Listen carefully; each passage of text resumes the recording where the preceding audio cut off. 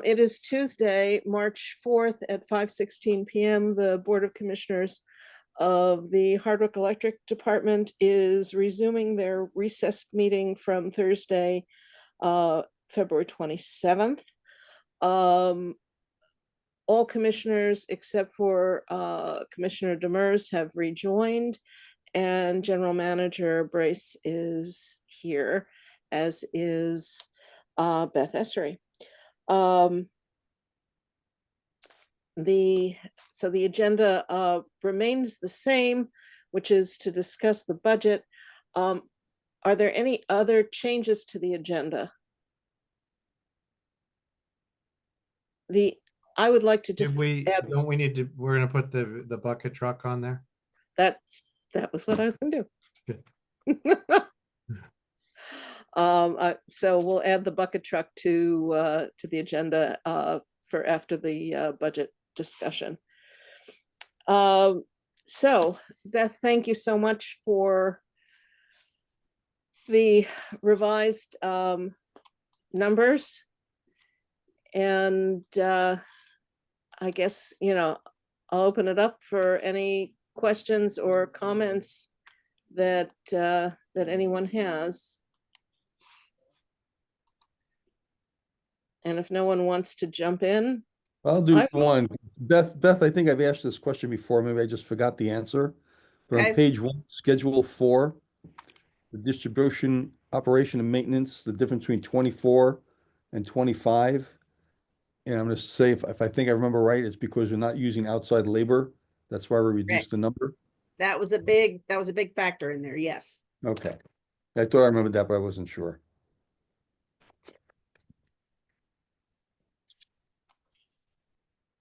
Anyone else? Yeah, on page 5 and 6 are new pages. Yes. There are a number of instances. Okay, let me stop you before you go into anything, Miles. We cannot discuss specific customers. And if we need to, then we need to go into executive session to do that. I just wanted to point that out. Thank you. There are a number of instances where it seems that 23 to 24 kilowatt sales went down and dollar sales went up.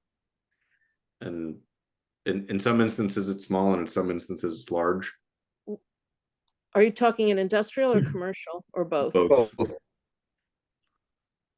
Without going in to look at each individual account, I don't have a number. I don't have an answer for you off the top of my head why that discrepancy would have been there. I would have to go look at the accounts to see. I see what you're saying. Yep. I don't have an answer for it off the top of my head.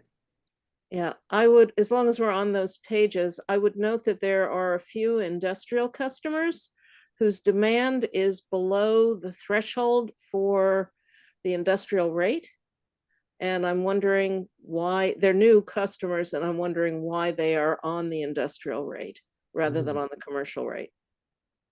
Great question. Like again, we don't have to go into the specifics now. I just want to flag that as something to be looked at. Mm-hmm.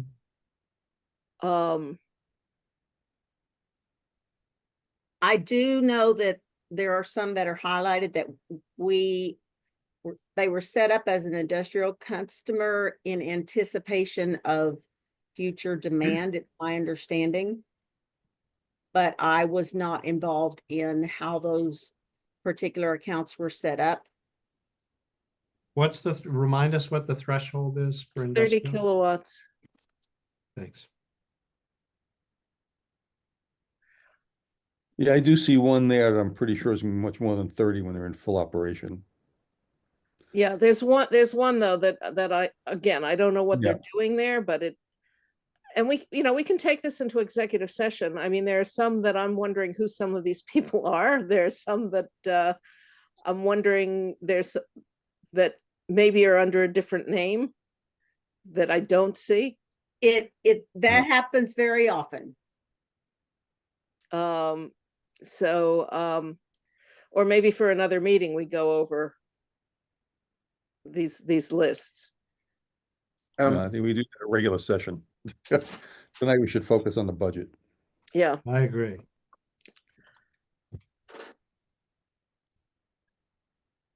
If others aren't concerned about the discrepancy between a negative in energy sales and a positive in money sales, then I'm fine leaving it behind, but it stuck out to me. Like the There's some big ones. line 1 on the Yeah, commercial data, for example. line, One, on commercial, They yeah, had- but remember, we had a rate increase last year. Okay, does that account for it? 23 had a rate Well, it increase. would, yeah. Also, the industrial accounts have a demand component. Yeah. So if demand increased, but KWH may have decreased, that could have affected the overall dollar amount that was billed. Okay. So it's kind of an inverse relationship, but it can happen. So that could affect the way things are being projected out there as well. Yeah. I'm sorry, these are not projections, these are actuals. And the primary purpose, I think, when we were asking Lynn to do this, I think one of our primary purposes was to see if there were people who might have moved around between commercial industrial, and to see if there were people who were just emerging and had give us visibility to new arrivals as customers and departures. right. Yeah. And you know who those are on Yes. here. So Yes. they're highlighted. So I think now that we've done that, I think we've really, even though we're not having a ton of stuff to talk about, I think it's just reassuring to have that in front of us. It's at Lynn's and Sarah's fingertips. And then if you go back to the total kilowatt hours and the by category, to me now it makes sense. That makes sense. There was something though that didn't make sense to me. And I was looking to see how things had changed from the February draft to this one. Huh? And I didn't understand how average revenue per customer. Well, let me ask a question. In the March one, you netted out in residential, but I thought you had also done it in the February, the net metering. Is that correct? I went back and reviewed the data. Yeah, The information in February was not netted out. This it wasn't netted out. This So is that is what netted out. is that what accounts for the reduction in average revenue per customer? Let's say, okay, between the two, yes. and the other. That answers that question. Thank you. Mhm. And there was also, and it's a small thing, and I just need to find it though.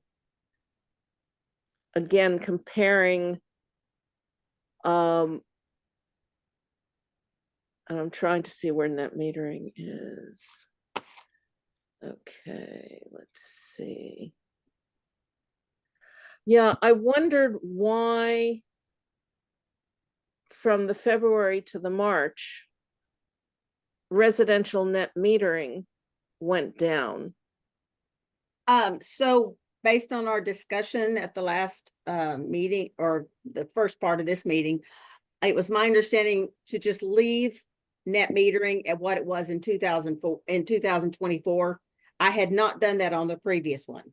This one, you can see I changed it 0%. I see. So you had increased it back in February. Yeah, I had From what increased it had been, along- and got it. Yes, Okay. yes. No, it seems reasonable to me. I guess one question that I have is, do we have applications pending for people putting in net metering? In other words, is there additional residential and commercial net metering in the pipeline? I don't have that information. I can get it, but I do not have it right now. Because if there is, it would seem to me that assuming no change is probably not Yeah. the right thing. But But if there isn't, then I think it's a good assumption, and it's actually conservative, because whatever's already there is going to have some more degradation anyway. I can speak to that. There are some, but to be honest, it's always unknown exactly when those will ever come online and when they would actually start to be built or impacted that way. So I do think it's, to take the conservative approach here, I think it's reasonable to keep it flat. And as needed, because it could take, 9 months, 12 months, 18 months for a system to actually go online and be fully interconnected. Sarah, do you know how much is in the pipeline that people have I mean, I know there's probably one or two applications, but I couldn't tell you the exact size of those systems off the top of my head. And I think going forward, when we're reporting on these sorts of things more regularly, it will give you better, Yeah. visibility and insight into what's going on. Yeah, that'd be terrific, sir. If what you're picturing is like you have a tracker sheet where you're keeping track of applications, what their schedule is, when they're coming online, that'll be great. Yep. Yeah, but we Okay, haven't had that visibility in a formal way. I guess my other question I think, Beth, you've answered, but just to make sure that I've understood it, is that you weren't saying that we shouldn't have an increase in the purchase power budget, simply that it hadn't happened yet. I got an initial number back from VEPSA about 30 minutes ago, and it didn't make sense, so I'm questioning it more. Okay, but the plan is to get a new number. Yeah. What percent was it up? The initial response was it's going to go up $17,000, and I said that doesn't make a lot of sense. Up from what? Up from her first estimate, or up? Yes. Yes. Well, that's, yeah. So that's a million kilowatt hours is $17,000.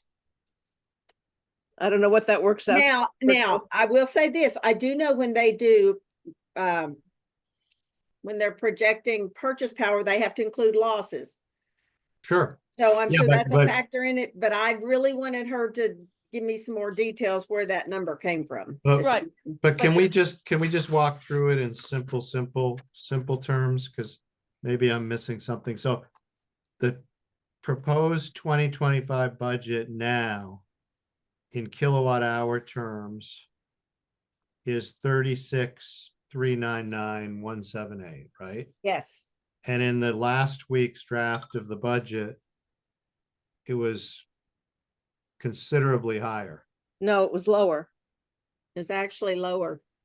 It was And the reason it was lower is a big reason is because of the change of what I projected. Oh, I'm sorry. It was our first budget. I missed a cycle. Yes. The original budget. The original one that they gave us was higher. Right. And had they taken that kilowatt hour one from last week and translated it into purchase power and done all that? So that's what I had asked her to do. And that's the one where she sent me a response about 30 minutes before the meeting, and it didn't make sense. Okay. Because it actually went up. So I need to dive more deeply into that with her before we. Great. But the purchase power budget should go up from what it was in February. If we've got a million kilowatt hours more, the purchase power budget should go up. And by my back of the envelope calculation, I think you said $17,000, and I just divided that by a million. That's 1.7 cents per kilowatt hour. That is awfully cheap purchase power. Let's buy more of it.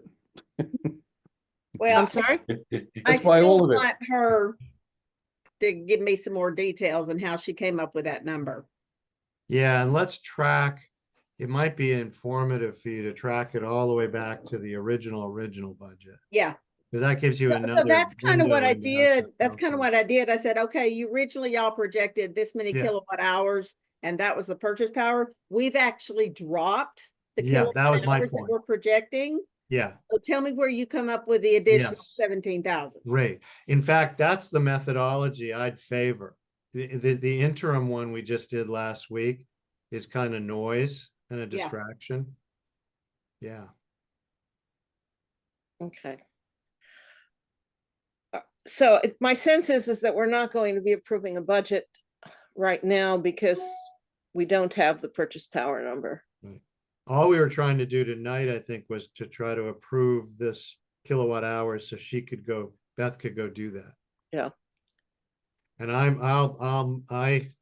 don't would think we like need a to motion move- on that. I Okay. think, Well, anybody object to going with this? These kilowatt hours? I would also like to ask that I went ahead and also projected some revenue based on the new kilowatt hours to see if y'all are comfortable with that. Yeah, I love the way you did that. That was great. So what I actually did was I had a baseline that said, okay, based on these kilowatt hours, and this is the percentage, each class is going up. The revenue should go up proportionately. Yeah. So I got it all squared away before I added the 12% increase as of April 1. And the variances won't be exactly what, the annualized 9% plus whatever we were increasing the KWHS. It won't be exactly right because the 12% going in April, I've actually got it divided out by month Yes. instead of annualized. Yeah. So Yeah. that, Which is a much better way to do it. which That's accounts why- for some fluctuations other than that little clean Yeah. formula. So we had. so what you're saying, just to be sure, is in the first 3 months of the year and part of the fourth month, we have no rate increase in our revenue. Right. And then starting sometime in April, depending on the category, we have the increase. Yes. And that's great. That's so much better. let me ask a question. Do we have any sense from VEPSA, Steve in particular, whether we're gonna be able to file in the beginning of April? I do not. I can get with him tomorrow. I do know he's not waiting on me for anything. I've given him information, but I will check with him tomorrow and see where we are on, or where he is. Because if it's not gonna be till May, I would argue it's the single most important thing we have to do within Hardwick Electric and with VEPSA this year. So in terms of like for Sarah and Beth, it's priority absolute number one. And the last time we talked to Steve, he was like, no issue. Yeah, we're gonna, I understand So- that, but we haven't seen or heard anything. Yeah. Right. And, I would- and that would be my and- suggestion. Yeah. my concern is that I agree that we've got to get that in. And if we don't, then these numbers are gonna need Oh, to be it's a revised disaster. again. Yeah. Yeah. Without 12% effective April, we've got a disaster of a budget. We have to have it. So I can actually probably come up with some rough numbers for you if it comes in later. No, I don't even want to look at those. Okay. You guys gotta just wake up. Okay. You I won't two go have to there. wake up every morning and go to sleep every night thinking about the rate increase. And you have to call Steve every morning and every night to talk about it. with him. Oh, let's see. Okay, Hey, anything further on the budget? Then, next item is the bucket trucks. I think everybody saw Patrick's email. Yeah. I happened, when I went to vote, Brian was right in front of me in line to turn ballots in. So, we chatted briefly. I asked him, I said, is there any material difference from his vantage point between the two? Because there was a big difference in price. Yeah. And he said no. That's great. That makes it easy. I don't know if you have any other thoughts or anything to add on that, Sarah? No, not in particular. I mean, I think they did a good job trying to get both quotes and estimates and bids on what's needed and wanted. And I know it's a priority for the crews because all the vehicles are past their regular replacement date. And you're 100% supportive of this. You've tracked along with them enough that Yes. you're. Yeah, they've kept me up to speed Yeah. on all, the whole process. And I know that this started back when Scott was here as well. So Is And- there a down payment that we need to be making on it, or? My understanding is no, it just needs the authorization, and then at each point of delivery, like when they get the truck to the shop to start doing the custom parts, then there's a one payment, and then at the end there's the other payment. So there's no payment fully due until delivery. And I think for the one that they're recommending and they would prefer, there's going to be two, just because of the way, in order to get the actual vehicle and then to actually customize the truck is going to be in 2 stages. And the payment for the vehicle would be when? My understanding is it takes the final payment will be before the end of the year. It's just going to be split in two. I don't know exactly the delivery Yeah, date. no, I'd have to I'm double just check. thinking because we're gonna need to finance it. And just thinking about when we need to do the financing. Mhm. There are two things that strike me. One is the financing, the other is I have, and folks who are around then can correct me if I'm wrong, but I have the sense that Mike Sullivan had been looking at a truck, and yeah, I may be mixing apples and oranges. It may not have been a bucket truck, but it was a truck. And I don't think we'd made any payment, but there was some kind of a contract or agreement or a purchase order or something, and it went away. Yeah, I thought, and I thought Scott briefed us on his differing views in terms of all the trucks and where we should be going, and got him headed in this direction. Yeah, no, I'm just thinking about paperwork that we may want to do, and if Yeah. if to firm it, we want it to be, if this is the truck that we want, we should make it as firm as possible. And if Yes, we need to put in a payment to do that, we should do it so that we don't get bumped by somebody else who'll decide that they'll offer more money for it. right.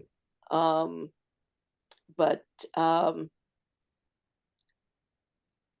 I'll make a motion. I move that I we just had authorize. one other confirmation. I Well, guess, we should have a motion actually before we have a discussion. okay. I move to approve the truck commitment, Which one? There were two. the cheaper of the two. Yeah, less expensive one. Is there a second? Second, Okay, Miles, go for it. My recollection of when Scott previewed this for us is that this was the quicker way to get a new truck, but in some ways a compromise. So he was very much getting the buy-in of the crew that they were going to be happy with this now and in the future. Yeah, And I guess just before we approve it, I'd like to confirm that again. That is correct. Go ahead, Yes. Sarah. I was just gonna say that is correct. That this is, the interim faster option, so that they could get, a stock base, and then these specific customizations that are easily put on, and they spec'd it fully from start to finish. So it's what they're happy with. Excellent. Any further discussion? All in favor? Aye. Aye. aye. Okay, so Sarah, you're authorized to go ahead and do whatever paperwork and whatnot you need to do. Excellent. Thank you. Thank you. I mean, I don't know, I don't know if this is a complicated contract that somebody should look at, but I'm guessing not, that it's basically it's a vehicle and it's what you do. I don't know if others have thoughts on that. Yeah. So, Well, the one aspect of this that should be positive is that tangible assets like this that are distinct should be relatively easy to finance, right, Beth? That I don't know. I'd have to look. Now, I will tell you this, the little bit I know about the loan process,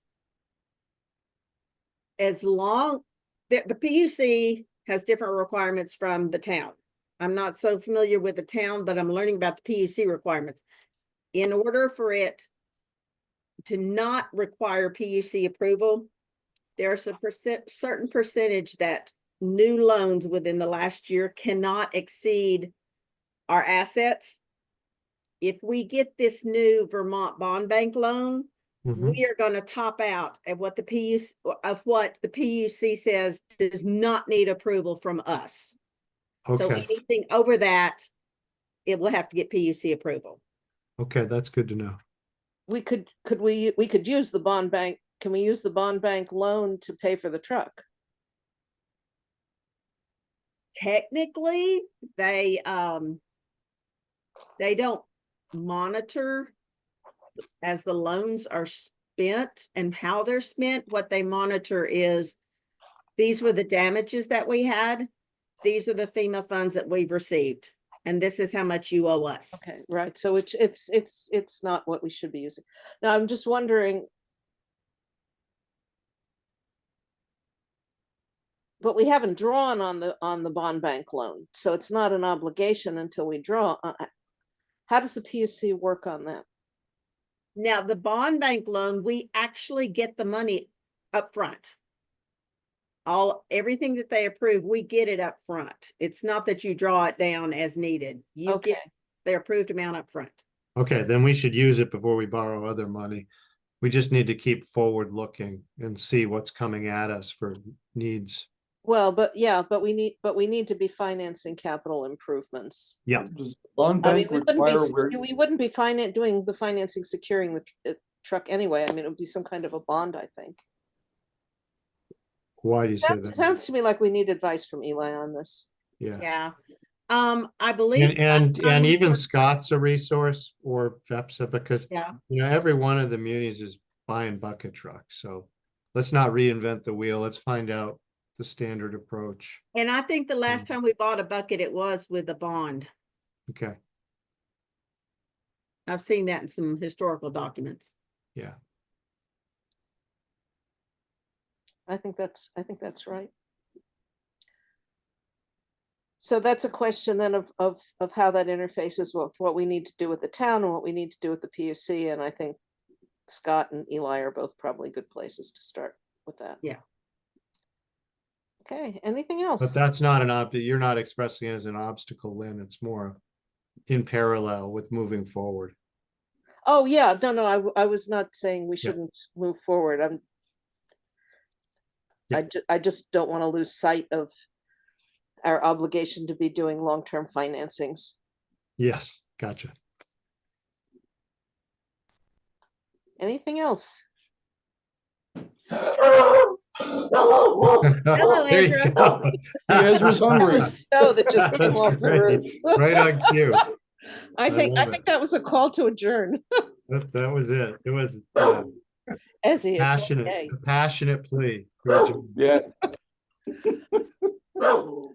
Well, thank you I make a all. motion, we adjourn. And Yeah, and as we do, hey, great job, Beth. I don't know, I thought you were taking a bunch of time off this week, so you obviously didn't. But thank you. There was great work from last week to this week. Okay, So so Mike made the motion to adjourn. we're done. Yeah, 30 seconds. Second. There you go. and we are adjourned at 5:44.